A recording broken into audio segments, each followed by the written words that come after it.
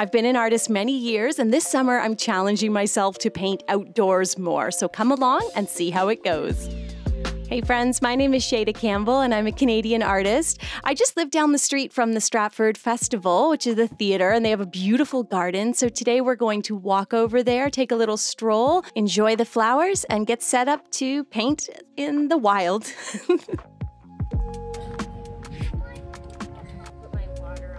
I heard a legend about a park. Amazing. Should we check it out? I did have my best helpers with me for a moment, but they had to go to the park. So I started setting up. I've got a great easel that I love to use, and it's got a drawer so you can have all your paints and brushes contained in there. You'll notice later on that I'm sort of hunched over. Normally I use a chair, a little folding chair at this easel, and today I didn't. But I'm working with gouache today, and I've got my Velvet Touch brushes. All of these are my favorite supplies, including the easel, and they are linked in the video description. Now, on YouTube, I normally share things that I'm really comfortable with, watercolor, illustration, stuff that I'm good at. Well, today we're branching out. We're getting away from subjects that I feel really proficient at. And while we're still painting flowers, what I challenged myself to do with this outdoor painting practice was, of course, to paint outside, which is a new challenge for me, but also to paint how it felt to be in the garden. So instead of just painting the flowers, I wanted to paint what it felt like to be standing there.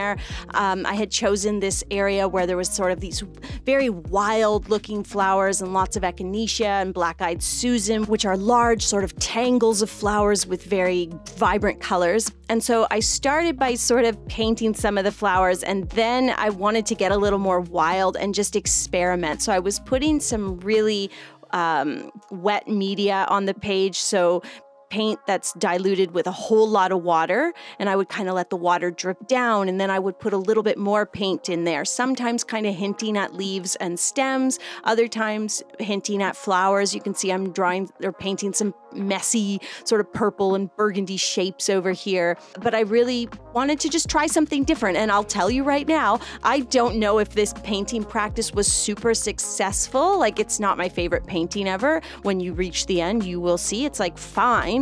It's not something I'm super happy with, but I am really happy that I went out and did this and tried to do something different, because I always paint flowers and I'm always like, hey, those look pretty good. What I want to do is paint from the heart a little more and not be so afraid to do a bad job. And it's really important to me to share that process, because when you see this in a YouTube video, it's like, sure, you went out, it looks fun, it's sunny, it's a glorious day in the garden, but actually it was kind of scary because I was out in the public eye doing a painting that I wasn't totally comfortable with, and the sun was beating down on me, and I forgot my sun hat, so I was wearing sunglasses, which aren't really great for painting in. And I was really challenging myself and pushing myself out of my comfort zone, which can just be uncomfortable, for lack of a better word, when you're outside that comfort zone.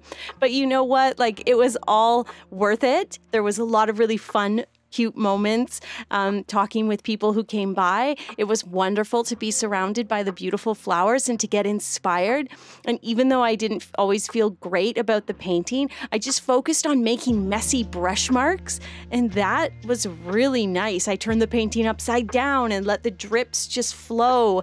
And then you know what happened? I saw this shadow, and I got so inspired by that beautiful shadow and the sort of dark gray-blue color of it and the shapes contained within it. And so I started painting the shadow, and that was a great painting practice. There's just something about being surrounded by flowers. Last year when I was putting together my Flower Power watercolor e-course, I went around my city and just took photos of all the beautiful flowers, and they're all included as reference material in the course. And all of my e-courses are on sale right now. So head to shadacampbell.com and use code SUMMER-SAVE to get 30% off everything. Yes, even the bundles are on sale, workshops, e-courses, and bundles. You're welcome.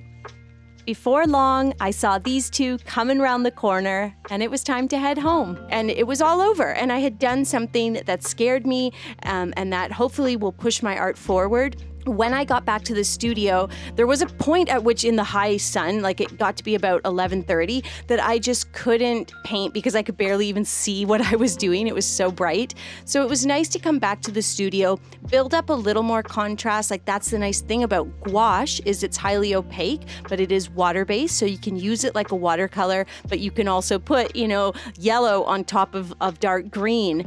And then you can come up here and dilute it like a watercolor, as you see me doing up towards the top corner there. So gouache, very versatile medium. If you want to try it, I've linked it in the supplies in the description.